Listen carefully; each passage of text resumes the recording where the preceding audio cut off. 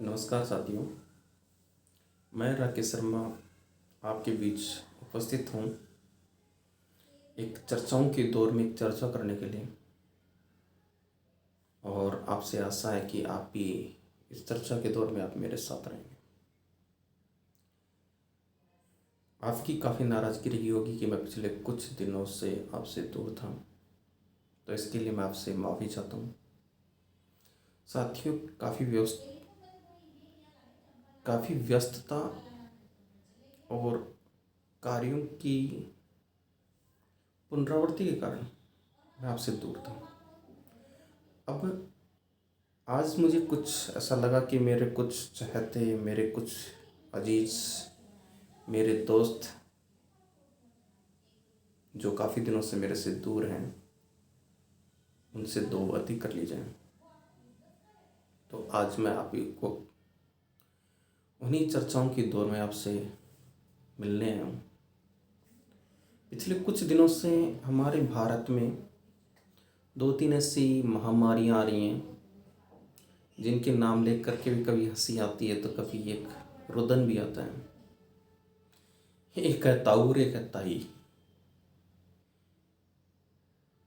ताउते ये एक चक्रवाती तूफान और हमारे यहाँ भारत में पहले से ही विराजमान ताई जी कोरोना महामारी, इन दोनों ने भारत की पूरी तरीके से कमर तोड़ रखी है। अब मैं आपसे यही बातें करने आया हूँ कि देखिए, संगम के दौर में बहुत सारे ऐसे समाज में एक विडंबना सी हो गई है। लोग न्यूज़पेपर देख रहे हैं तो न्यूज़पेपर में एक भयानक स्थिति आ रही है, टीवी देखते हैं तो टीवी में एक भयानक स्थिति आ रही है। कहीं पर आपको यमुना नदी के किनारे कहीं पर कुछ लाशें तैरती हुई नजर आएंगी, कहीं पर आपको दफनाए हुए शव मिलेंगे तो कहीं पर आपको जलाती हुई शवों की एक तस्वीर दिखाई देगी। देख करके डर सा लगता है। उस डर में कुछ भी कार्य करने का मन नहीं करता। पिछले कुछ दिनों से मैं भी किसी कार्य में लगा हुआ था। अब थोड़ा सा दिमाग में एक नई सी चीज़ कौंधने लगी कि अगर मैं घर से बाहर निकलूं तो किस कदर निकलूं। डर था, तो इसीलिए मैं आपसे बातें करने के लिए आ रहा हूँ कि देखिए, ये जो भ्रमित करने वाले समाचार हैं या जो भी न्यूज़ हैं, उनसे थोड़ा सा दूर है।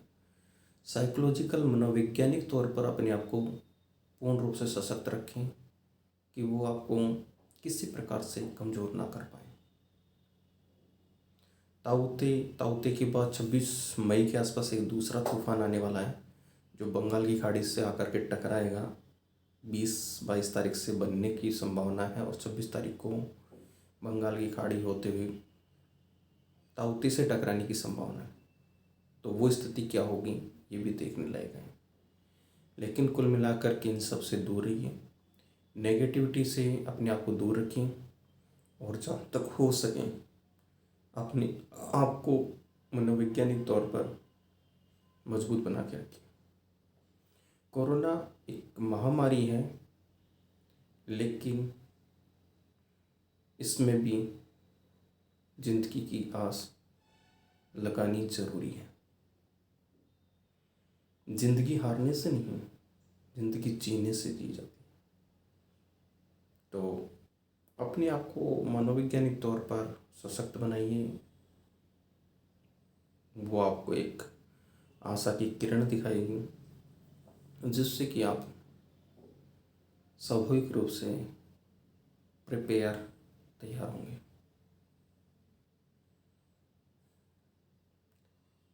और बातें कुछ बाद में होती रहेंगी। चले हो जिस राह पे उस राह की मंजिल कठिन है। चले हो जिस राह पे उस राह की मंजिल कठिन है। राह बदलने से नहीं जिंदगी जी जाती। ये जिंदगी तो उस रास्ते की पहली डगर है। जिस रास्ते पे आप चल रहे हो ना, उसकी शुरुआत ही इस डगर से होती है, इस रास्ते से होती है। तो स्वाभाविक है आपको इस रास्ते पे चलना ही पड़ेगा। अपने आप को भ्रमित करने वाले न्यूज़पेपर से थोड़ा सा दूर रखिए। धन्यवाद। फिर मिलता हूँ।